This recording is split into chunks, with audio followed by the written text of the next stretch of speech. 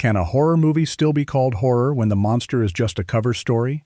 Some films sold nightmares, demons, slashers, and vampires, but behind the posters, they were really chasing forbidden attention, outrage, and late-night curiosity. Tonight, we're digging into movies that dress themselves in horror while pushing adult shock to the edge. And by number 1, you may question how some of these ever reached theaters. Number 15, Bloody Murder 2, Closing Camp, 2003. The campfire story was supposed to scare teenagers, not expose how cheap fear can become a full business model.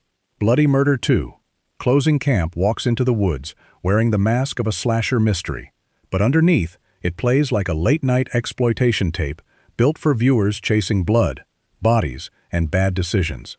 The story follows Tracy, a young woman closing down a summer camp while haunted by memories of her missing brother and the legend of Trevor Morehouse, a killer whispered about like a discount cousin of every famous masked man before him. What makes the film strange is not that it copies familiar camp horror rules, but how openly it understands them. The teens flirt, wander, ignore danger, and step directly into the kind of nightmare the audience already knows is coming. There is no grand mythology here, no elegant terror, no prestige polish. That roughness is the point. It feels like a movie sold from the bottom shelf, promising forbidden thrills under the cover of horror. And somehow, that makes it harder to look away.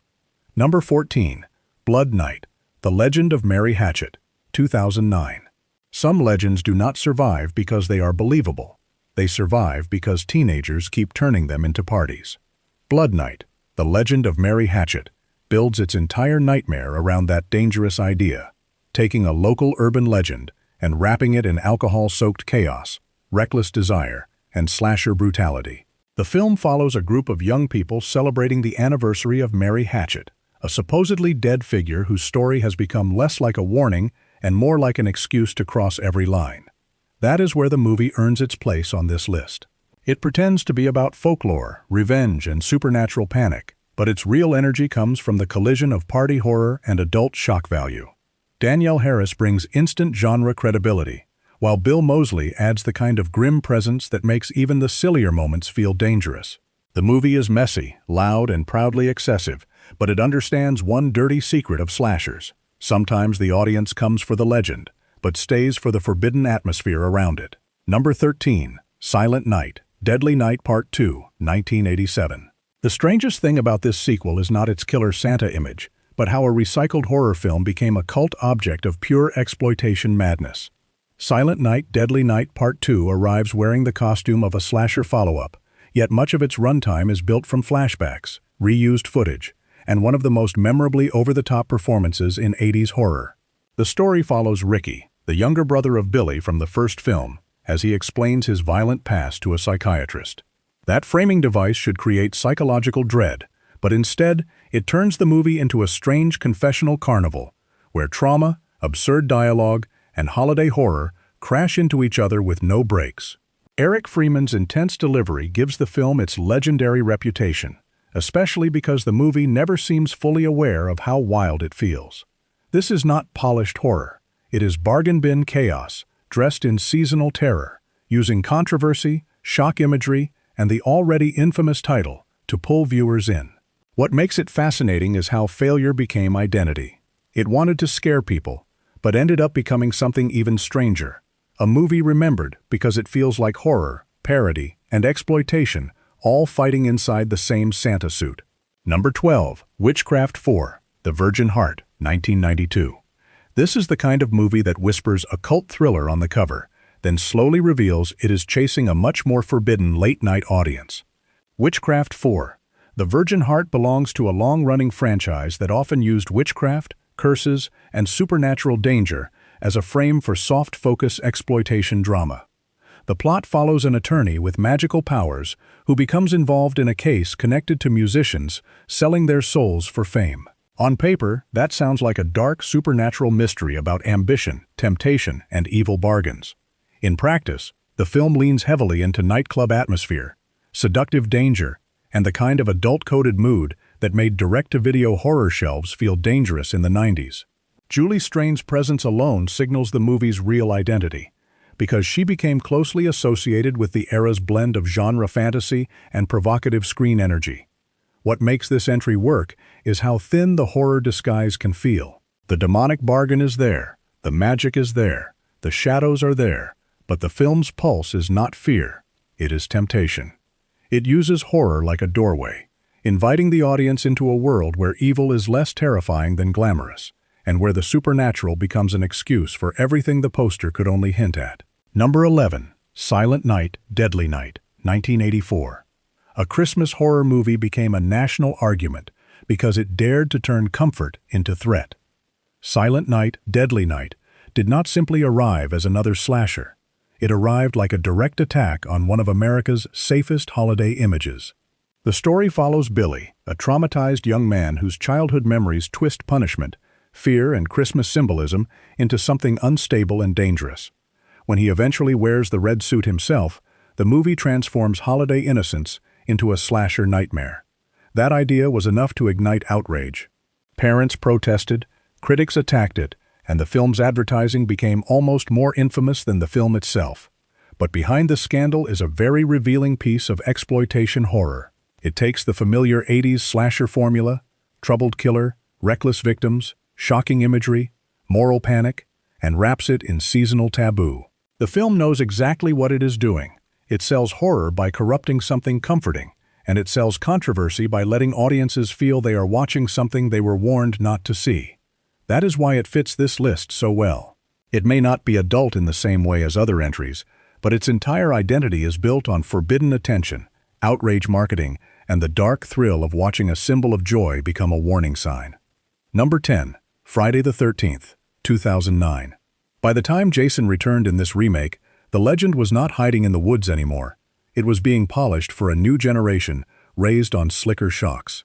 Friday the 13th takes the familiar Crystal Lake nightmare and rebuilds it with faster pacing, sharper visuals, and a more openly adult party horror attitude. The story brings a group of young people into Jason Voorhees territory, where youthful recklessness meets one of horror's most recognizable figures. What makes this version stand out is how aggressively it understands the old slasher formula.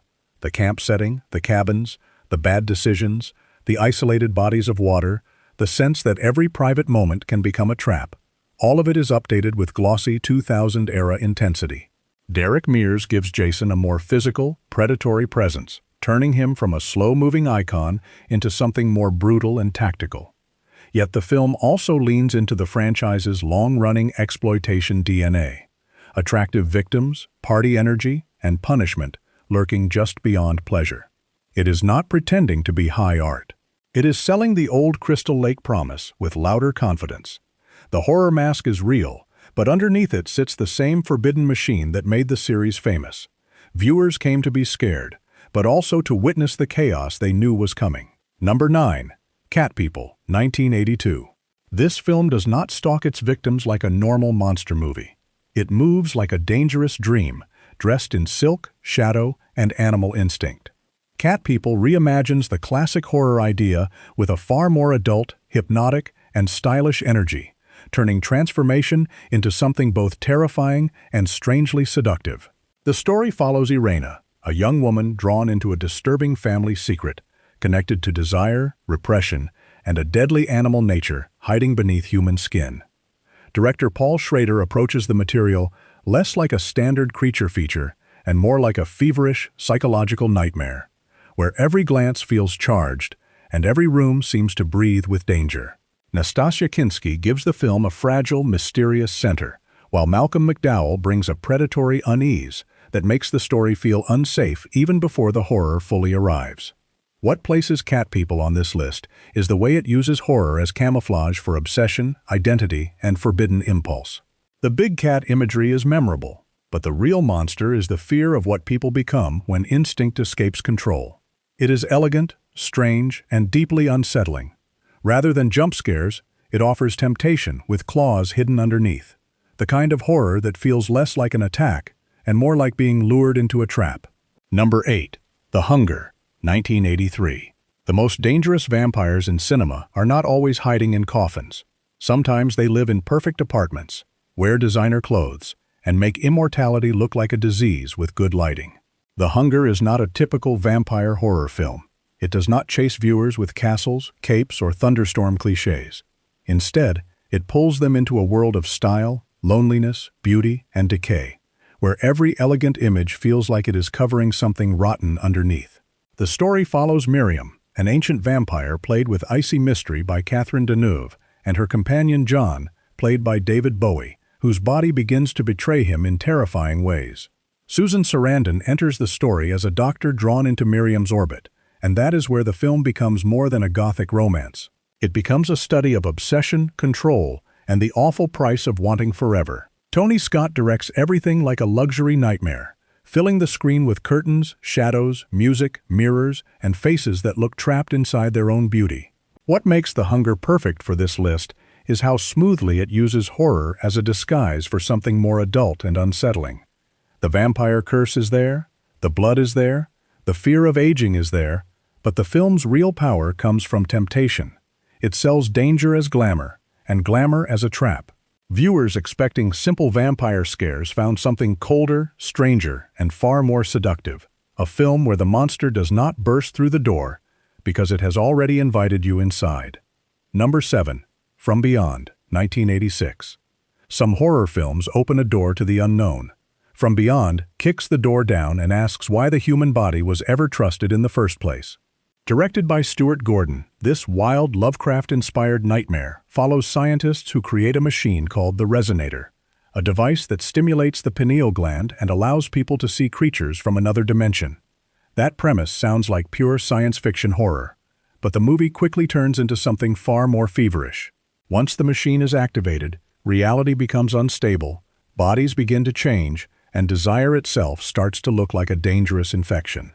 Jeffrey Combs plays Crawford Tillinghast with nervous intensity, while Barbara Crampton's Dr. Catherine McMichaels slowly becomes pulled into the same disturbing obsession that destroyed the experiment's first victim.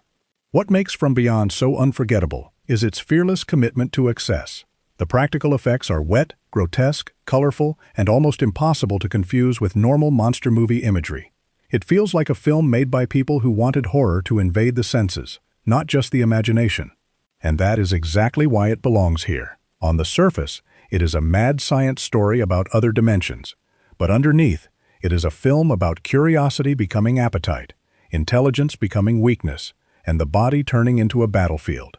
The movie uses monsters as bait, but its deeper shock comes from watching civilized people lose control of themselves. From Beyond does not simply ask what exists outside human perception. It asks what might wake up inside us once the walls of perception are broken. Number 6. Life Force, 1985. This is not just a space horror movie. It is what happens when an alien invasion walks into Earth looking like a forbidden dream and leaves behind a citywide nightmare. Life Force begins with astronauts discovering a massive spacecraft hidden near Halley's Comet, a discovery that should feel like a triumph of human exploration. Instead, it becomes the beginning of a disaster that spreads from deep space to London itself. The crew brings back 3 humanoid beings, including a mysterious woman whose presence becomes the film's most infamous image. At first, she seems silent, beautiful, and almost unreal. Then the truth arrives. These beings feed on human life energy, leaving victims empty, contagious, and monstrous. Directed by Tobe Hooper, the film is a bizarre blend of science fiction, vampire mythology, disaster movie chaos, and adult exploitation spectacle. It is enormous, strange, expensive-looking, and completely unafraid of being ridiculous. Steve Railsback plays the haunted astronaut Carlson, like a man whose mind has been invaded along with the planet, while Peter Firth brings a more grounded urgency to the escalating crisis. What makes Life Force so powerful for this topic is that horror is only one part of its identity. The film sells cosmic terror, but it also sells fascination, temptation, and shock value with full confidence. It turns the vampire myth into something interstellar and transforms adult imagery into a weapon of invasion. The result is messy, hypnotic, and impossible to forget. Life Force feels like a movie that should collapse under its own madness, but somehow, that madness becomes the reason people still talk about it. Number 5. Species 2, 1998. The scariest thing about Species 2 is not that humanity makes contact with alien life. It is that humanity brings the infection home and calls it Progress. This sequel takes the original film's blend of science fiction horror and provocative body terror, then pushes it into a messier, more extreme direction. The story begins after a mission to Mars, where astronaut Patrick Ross becomes exposed to alien DNA. When he returns to Earth, he is celebrated like a hero, but something inside him has changed. Soon, that alien force begins spreading through his impulses, turning fame, ambition, and physical attraction into weapons. Natasha Henstridge returns as Eve, a more controlled genetic creation linked to the same alien threat, while Michael Madsen and Marg Helgenberger try to stop the danger before it multiplies beyond control. What makes Species 2 fit this list so clearly is how openly it blends monster horror with adult-coded exploitation. The alien threat is not hidden in shadows or laboratories for long.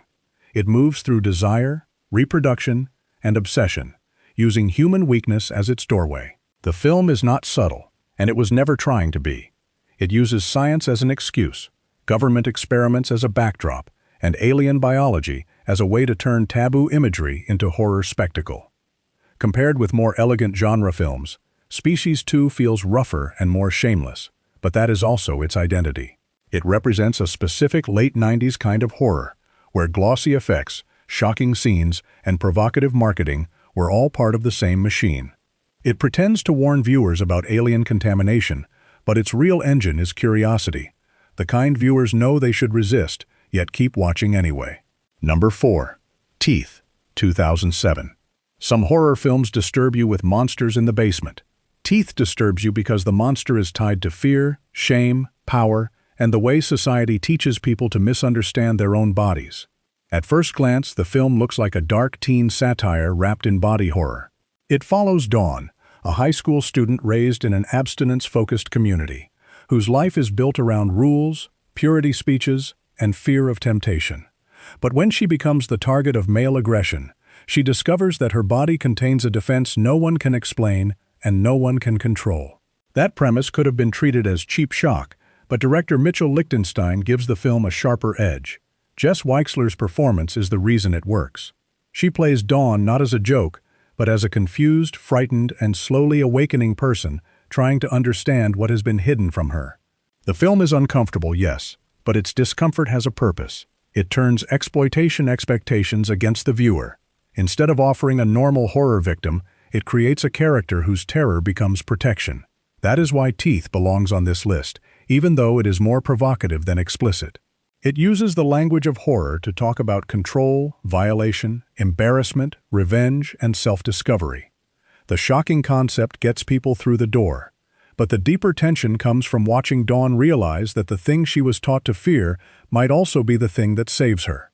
Teeth pretends to be a strange body horror gimmick, but underneath, it is a brutal little satire about power finally biting back. Number 3. Hellraiser, 1987. Hellraiser does not ask whether temptation is dangerous. It assumes temptation has already won, and the bill is finally coming due. Written and directed by Clive Barker, this horror classic begins with Frank Cotton, a man chasing sensations beyond normal human limits. He opens a mysterious puzzle box and is taken by the Cenobites, beings who exist in a terrifying space between pain, pleasure, punishment, and ritual. When Frank later returns in a broken, incomplete form, he manipulates Julia, his former lover and sister-in-law, into helping him restore his body. That is where Hellraiser becomes more than a monster movie. It is a domestic nightmare, a forbidden romance, a supernatural punishment story, and a brutal portrait of obsession. Claire Higgins gives Julia a cold, desperate intensity, while Andrew Robinson and Ashley Lawrence anchor the human tragedy around her. And then there is Pinhead, played by Doug Bradley, who appears with such calm authority that he became iconic despite limited screen time. What makes Hellraiser perfect for this topic is how openly it turns adult temptation into horror mythology. The film is not interested in simple scares. It is interested in forbidden doors, secret bargains, damaged bodies, and people who invite destruction because ordinary life is no longer enough. Its imagery is disturbing, but never random. Every chain, wound, shadow, and whisper feels connected to the idea that desire without limits can become a prison. Hellraiser used horror as a mask, but behind the mask was something darker, a nightmare about what happens when people stop asking whether they should open the box and only wonder what it might show them. Number 2. Vampires, 1974. Some vampire films feel like legends. Vampires feels like a dangerous rumor passed between people who watched it too late at night and were never quite sure what they had seen. Set around a lonely old house and mist-covered roads, the film follows two mysterious women who lure travelers into their world, leaving behind a trail of blood, confusion, and half-remembered encounters. On the surface, it is a gothic vampire story filled with candles, wine, old rooms, and the atmosphere of rural isolation. But beneath that surface, Vampires is driven by something far more adult, dreamy, and predatory. It does not treat vampirism as a grand curse or ancient mythology. It treats it like appetite, loneliness, and ritual repeating itself in secret. The women at the center of the film are not simply monsters waiting in the shadows.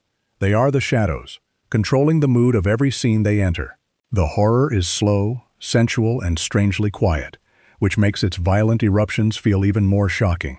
What earns Vampires its place near the top of this list is how completely it blurs the line between Gothic terror and exploitation cinema. It dresses itself in vampire tradition, but its real identity lives in forbidden atmosphere, adult danger, and the uneasy feeling that the viewer is watching something never meant for daylight. The film's low-budget texture actually makes it stronger, because it feels less polished and more secretive. Vampires does not roar like a monster movie. It waits, smiles, and lets curiosity walk willingly into the room. Number 1. The Lair of the White Worm, 1988. The most shocking films are not always the darkest. Sometimes, they are the ones that smile while feeding you madness. The Lair of the White Worm, directed by Ken Russell, is a fever dream of folk horror, monster mythology, religious provocation, and outrageous adult-coded imagery. Loosely inspired by Bram Stoker's novel, the film begins with an archaeological discovery that hints at an ancient serpent cult. From there, it spirals into a world of hallucinations, rituals, seduction, nightmares, and aristocratic evil hiding behind polished manners. Amanda Donohoe dominates the film as Lady Sylvia Marsh, one of the strangest and most hypnotic villains in cult horror. She is elegant, predatory, theatrical, and completely unforgettable. Hugh Grant appears before his later romantic comedy fame, giving the film an extra layer of curiosity for modern viewers who discover it years later. What makes this film the #1 choice is that it never behaves like ordinary horror. It is too strange for that. It uses monster movie structure, but fills it with sacrilegious visions, camp energy, venomous humor, and a constant sense that the movie is daring the audience to look away first. Ken Russell was famous for pushing cinema into provocative territory, and here he turns horror into a circus of obsession, ancient evil, and visual excess. The result is not clean, safe, or predictable. It is wild cult cinema wearing the skin of Gothic horror. The Lair of the White Worm pretends to be about a monster in the earth, but the real monster is the film's own imagination, shameless, hypnotic, and impossible to bury once it has surfaced. Horror is supposed to frighten us, but these films proved something darker. Sometimes the real hook is what hides behind the monster. From cursed boxes to seductive vampires, each title used fear as a doorway into forbidden curiosity. Which movie felt the most disguised to you? Drop your pick below and subscribe for more strange cinema secrets.